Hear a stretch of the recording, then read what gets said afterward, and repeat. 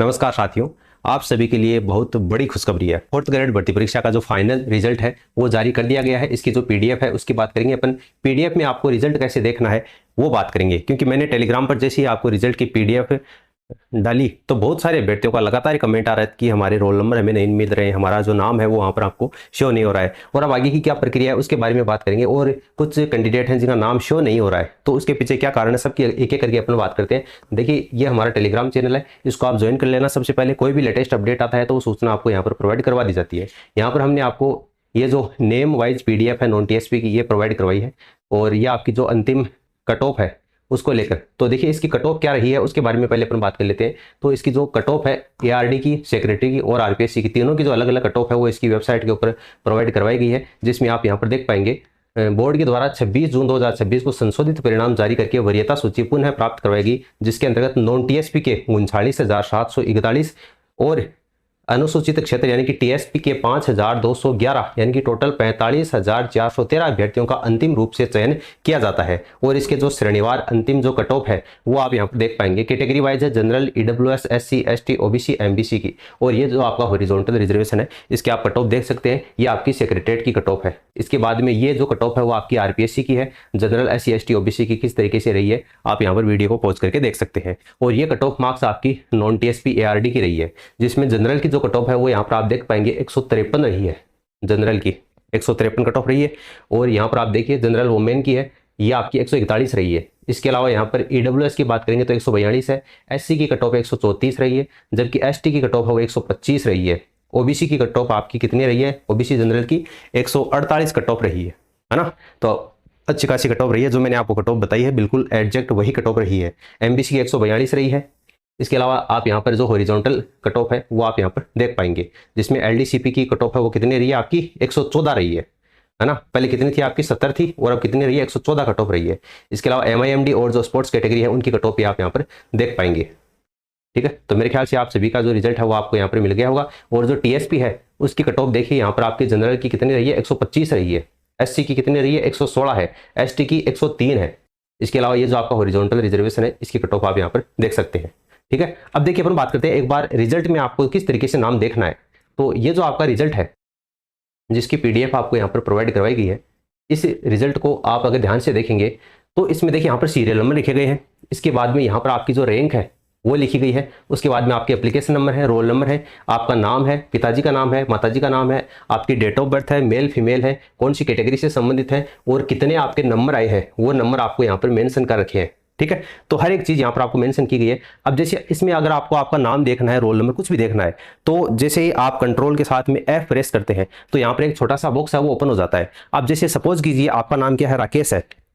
मान लेते हैं आपका नाम राकेश है, मैंने रेंडमली उठाया नाम, है ना। तो आप जैसे ही राकेश लिखकर यहाँ पर इंटर प्रेस करेंगे तो इस पीडीएफ में जितने भी राकेश होंगे वो सारे शो हो जाएंगे। राकेश मलाकार आप 5 नंबर पे देख सकते हैं। उसके बाद में अगर आप राकेश मलाकार नहीं है तो अगर इंटर प्रेस करेंगे तो अगला वाला राकेश है वो आपको यहाँ पर शो हो जाएगा। उसके बाद में फिर से इंटर प्रेस करेंगे तो अगला वाला राकेश है वो आपके सामने शो हो जाएगा। इस तरीके से आप देख सकते हैं। या फिर अगर आपके पास में रोल नंबर है तो यहाँ पर आपके जो रोल नंबर है वो आपको कंट्रोल F आप प्रेस करेंगे तो यहाँ पर आपके जो रोल नंबर है वो आपको एंटर करने हैं। और उसके बाद में जैसे ही इंटर करोगे तो आपके रोल नंबर, उसके बाद में आपका नाम, पिताजी का नाम, हर एक चीज़ आपके सामने शो हो जाएगी। तो इस प्रकार से आप अपना जो परिणाम है वो देख सकते हैं। अब देखिए कुछ स्टूडेंट की कमेंट ले लेता हूं मैं। सर फाइनल ज्वाइनिंग कब तक होगी? बिकॉज मेरा जेल प्रहरी में भी सिलेक्शन हुआ है। तो देखिए अगर आपका जेल प्रहरी में सिलेक्शन हुआ है ना तो मोस्ट प्रोबेबली चांस बनते हैं कि पहले आपकी जेल प्रहरी की ज्वाइनिंग दी जाएगी, है ना। इसलिए आपको टेंशन लेने की आवश्यकता नहीं है। जेल प्रहरी की ज्वाइनिंग मेरे ख्याल से पहले आएगी, उसके बाद में आपकी 4th ग्रेड की ज्वाइनिंग आएगी। तो अगर आप 4th ग्रेड की ज्वाइनिंग नहीं करना चाहते हैं, जेल प्रहरी में ज्वाइन करना चाहते हैं, तो ये आपके लिए खुशखबरी है। जेल प्रहरी की ज्वाइनिंग मेरे ख्याल से पहले ही आएगी जहां तक प्रयास है।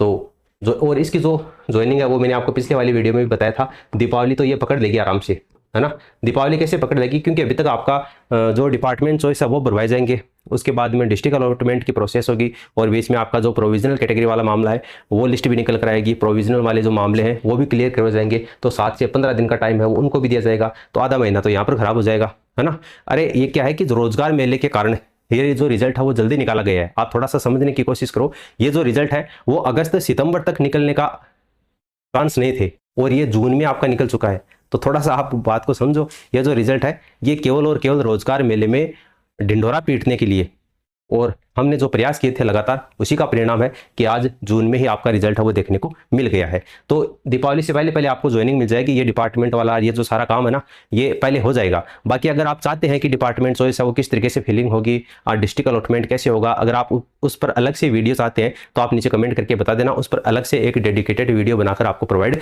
करवा दिया जाएगा। इसके अलावा एक स्टूडेंट का कहना है कि सर 4th ग्रेड की ज्वाइनिंग 3rd ग्रेड से पहले दे दी और जिनका 3rd ग्रेड में भी आ जाए तो 4th ग्रेड को रिजाइन करने पर पैसे देने पड़ेंगे क्या?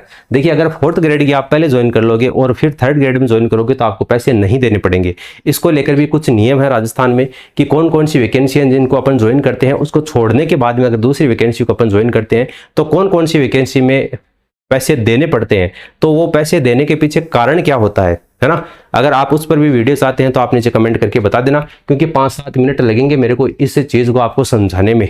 तो अगर आप इस पर एक अलग से वीडियो चाहते हैं तो आप कमेंट करके बता देना, इस पर मैं आपको अलग से एक डेडिकेटेड वीडियो बनाकर बता दूंगा। बाकी फिलहाल मैं आपको बता दूं कि अगर आप 4th ग्रेड ज्वाइन करते हैं और उसको छोड़ देते हैं, उसके बाद में अगर आप जेल प्रहरी ज्वाइन करते हैं, 3rd ग्रेड ज्वाइन करते हैं तो आपको पैसे नहीं देने पड़ेंगे। और ये अच्छी बात है, अगर आपका हायर नौकरी में सिलेक्शन होता है तो इसको छोड़ देना आप, क्योंकि बाकी जो बचे हुए कैंडिडेट हैं बेचारे जो वेटिंग लिस्ट की आस कर रहे हैं वो इसमें सेलेक्ट हो जाएं और आप किसी दूसरी जॉब में भी लग जाएं। तो अगर आपका किसी और भर्ती में चयन हो रहा है तो फिलहाल के लिए 4th ग्रेड को आप छोड़ देना, दूसरी परीक्षा को, दूसरी जो भर्ती है नौकरी है उसको आप ज्वाइन कर सकते हैं। बाकी देखिए, एक ऐसे कैंडिडेट भी हैं, ST कैटेगरी का एक लड़का है, इस भाई के 4th ग्रेड पुराने रिजल्ट में आपकी ये रैंक थी और नए जो आप आज रिवाइज रिजल्ट जारी हुआ है उसमें ये रैंक है और आलोक राज जी ने सेफ जोन में लाकर इसको डाल दिया है। तो ऐसे कैंडिडेट में जिनके साथ में ऐसा भी हुआ है। बाकी आप सभी को मैं ये कहना चाहूँगा, जिनका परिणाम आया है उनको मेरी ओर से बहुत बहुत शुभकामनाएं। स्टार्टिंग से लेकर एंड तक, परिणाम जारी करवाने तक हम लगातार आपके साथ में जुड़े हुए हैं। तो आप जिन भी भाई बंधु का सिलेक्शन हुआ है नीचे कमेंट सेक्शन में सेलेक्टेड लिख देना केवल, ठीक है, सेलेक्टेड लिख देना, ताकि हमको ये थोड़ा आइडिया लग जाए कि कितने बंदे हैं जो हमसे लगातार जुड़े हुए थे जिनका इस फाइनल रिजल्ट में सिलेक्शन हुआ है। ठीक है, तो आप नीचे सेलेक्टेड लिख देना और बाकी मिलते हैं अपन नेक्स्ट वीडियो में। अगर अभी भी आपका कोई डाउट है, कोई भी आपके मन में सुझाव है तो आप नीचे कमेंट सेक्शन में वो भी कमेंट करके बता सकते हैं। और आप हमारे टेलीग्राम चैनल को जरूर ज्वाइन कर लेना, कोई भी लेटेस्ट अपडेट आएगा तो वो सूचना आपको प्रोवाइड करवा दी जाएगी। एक बार जाते जाते फिर से मैं ये कहूँगा, 4th श्रेणी कर्मचारी भर्ती में चयन होने वाले सभी भाई बहनों को मेरी ओर से हार्दिक शुभकामनाएं। और जिनका चयन नहीं हुआ है वो बिल्कुल भी निराश ना हो, वेटिंग लिस्ट है वो बड़े पदों पर आने वाली है। तो अगर जो अभ्यर्थी 1-2 नंबर से रह रहा है उसके भी सिलेक्शन होने के पूरे चांसेस है। बाकी मिलते हैं अपन नेक्स्ट वीडियो में नए टॉपिक के साथ में, तब तक के लिए जय हिंद, जय भारत।